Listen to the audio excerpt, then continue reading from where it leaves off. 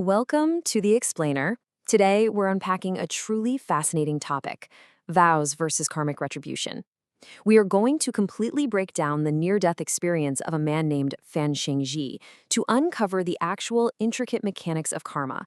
And honestly, the source material we're exploring today goes way beyond just a story of a miraculous survival.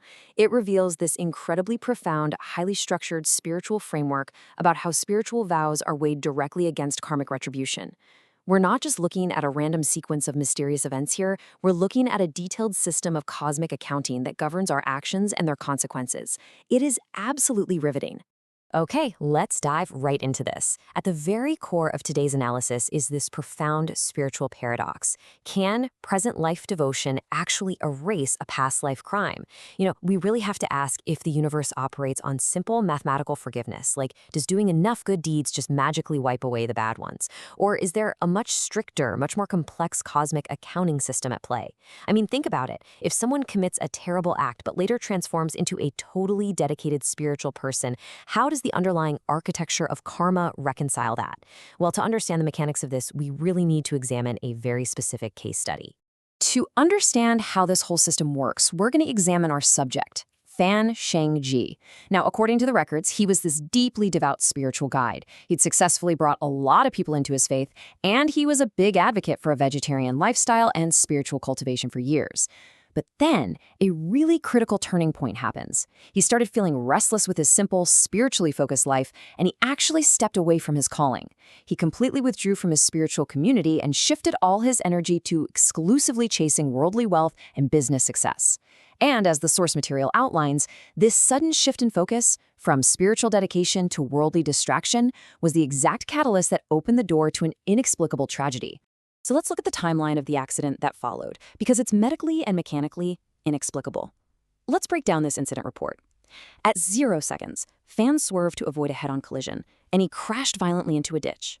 Within just 15 seconds, the text reports that his spirit actually separated from his physical body, like he could visually see his own body half submerged in the water. But he actively refused to die, pulling his consciousness right back into his body because he felt he had unfulfilled spiritual work left to do. Then, most miraculously, 30 minutes later, he somehow navigated his mechanically destroyed motorcycle. We're talking a bent wheel literally jammed into the fender here, 2 full kilometers to a relative's house to find safety. According to the basic laws of physics, that final ride was just completely impossible without what the text describes as divine intervention. The sheer physical trauma he sustained was just staggering. When he finally arrived at the hospital, medical professionals were absolutely stunned that he was even breathing. He survived a near decapitation that ultimately required 252 stitches. His neck had been sliced open almost entirely down to the spine, severing a major jugular vein. And in the process, he suffered a life-threatening loss of over 4,000 cc's of blood. To put that into perspective, that is nearly the entire blood volume of an adult human body. But somehow, surviving that initial impact was really just the first phase of this whole ordeal, because his survival immediately gave way to unanesthetized agony. See, the accident happened on a weekend, which meant the attending physicians were completely unavailable, and he wasn't permitted to be given any anesthesia. Instead, he had to endure deep wound cleaning while entirely conscious. Medical interns were using forceps to physically extract debris, mud, and blood-soaked cotton from his deeply severed neck. Every single movement of those forceps triggered such intense agony that he would just pass out, only to wake right back up to the exact same pain. This unending physical torment perfectly mirrored the Buddhist concept of the hell realm, which is a spiritual state defined strictly by inescapable, agonizing, and repetitive pain. And then, the trauma shifted to simulate another conceptual realm entirely. Because his throat was so severely damaged, he was completely unable to swallow any water or food. Even attempting to take a single antibiotic pill caused a violent regurgitation and intense throat irritation. So the medical staff had to resort to applying antibiotic-soaked cotton directly to his lips, just hoping the medicine could absorb through his skin. But this caused severe swelling and a searing chemical burn on his mouth. This intense, insatiable thirst, coupled with an agonizing burning sensation, that is the precise defining characteristic of the hungry ghost realm, a state he was now vividly experiencing right there within the hospital walls. So the crucial point is, how on earth did he endure this without his body simply shutting down from shock? While falling back on his deep-rooted spiritual training, he realized he had to completely change his approach. He applied a Taoist spiritual mechanic known as the three treasures. First, he focused his mind strictly on his spiritual portal, which is a central spiritual point, rather than focusing on his catastrophic wounds. Second, he acted as a completely detached observer to his physical body, basically separating his consciousness from the flesh. And third, he made the active choice to fully accept the pain, rather than physically tensing up to resist it. The physiological result of this spiritual intervention was immediate and profound. Now, it's really important to note that this wasn't some kind of physical painkiller. The sheer agony was definitely still present. However, by completely detaching his consciousness and relaxing his physical form, he stopped his body from convulsing and fighting against the medical instruments. This profound method of spiritual acceptance drastically reduced his life-threatening blood loss during the procedure. What was once bleeding incredibly heavily was actually reduced to less than a single cup of blood loss. This specific act of spiritual detachment quite literally saved his life right there on the operating table. During his subsequent recovery in the hospital ward, the source documents detail an extraordinary out-of-body experience. While he was unconscious, his spirit was guided by an immortal entity known as Nanji Lao Xian Wing, embarking on a journey straight to the southern heavenly gate. Now, within this specific spiritual framework, the Southern Heavenly Gate serves as the singular cosmic entry point for all modern spiritual practitioners, regardless of their specific earthly religion, who are seeking to enter the higher heavenly realm. And this is exactly where the true mechanics of his situation were finally revealed to him. Now, what's really interesting about this slide is the strict cosmic accounting he witnessed upon entering these heavenly courts. The whole system is guarded by a dual audit process, which is represented by two dragons. You have the Golden Dragon, who is responsible for auditing and recording a person's spiritual merits and genuine vows made during their lifetime. But then you have the Emerald Dragon, and it serves a much more intimidating purpose. It relentlessly and perfectly audits sins, impure thoughts, and deeply hidden karmic debts. This dual system ensures that absolutely nothing, good or bad, escapes the cosmic ledger. It was under the piercing gaze of that emerald dragon that a totally staggering diagnosis was extracted from Sheng Jie's cosmic record.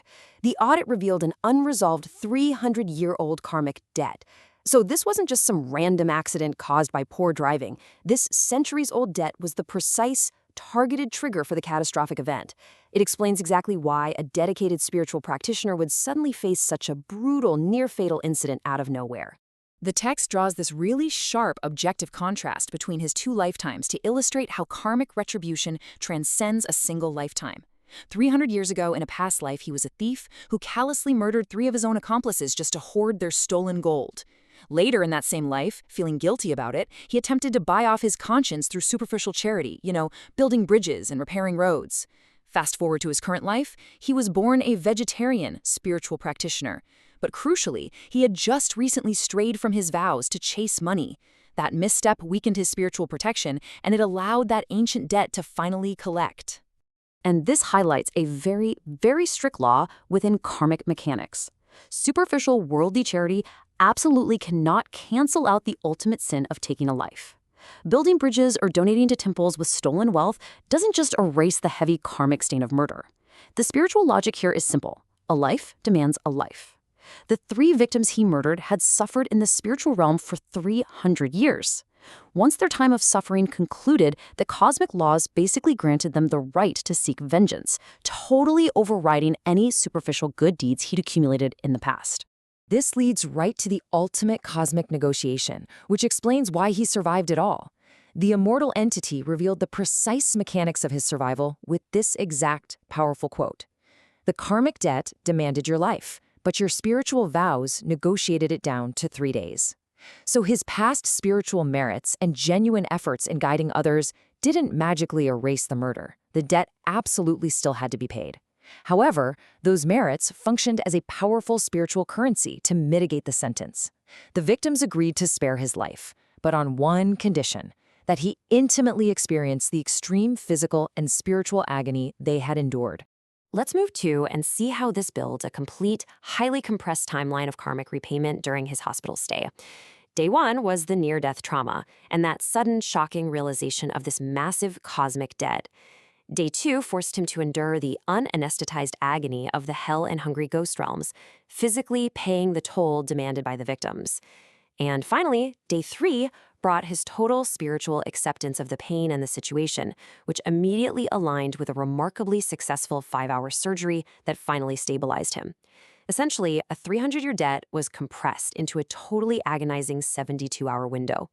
Before returning his consciousness to his physical body, the immortal showed him one final reality up in the heavenly realm, the concept of the empty lotuses. He looked out and observed countless heavenly stems bearing the name tags of formerly registered spiritual practitioners. However, all these stems completely lacked blooming flowers. The core lesson imparted to him here was that passive belief, or just checking a box to say you joined a faith, yields absolutely zero cosmic merit. Without active spiritual practice, genuine belief, and fulfilled vows, the lotus remains empty. And an empty lotus offers absolutely no protective merit when a hidden karmic debt comes due. And this brilliantly illustrates the ultimate takeaway from Fan Sheng Jie's profound experience. Spiritual vows are not some kind of free pass to magically erase your past actions. Rather, they are the active armor you must continuously build to survive the inevitable balancing of the cosmic scales. The mechanics of karma demand absolute accountability from all of us. So, as we wrap up this analysis of the source text, it leaves us with a really compelling question to reflect on in our own lives. Are you merely holding a spiritual title in name only, or are you actively blooming your lotus through genuine, everyday action? Thank you so much for exploring this with us on The Explainer.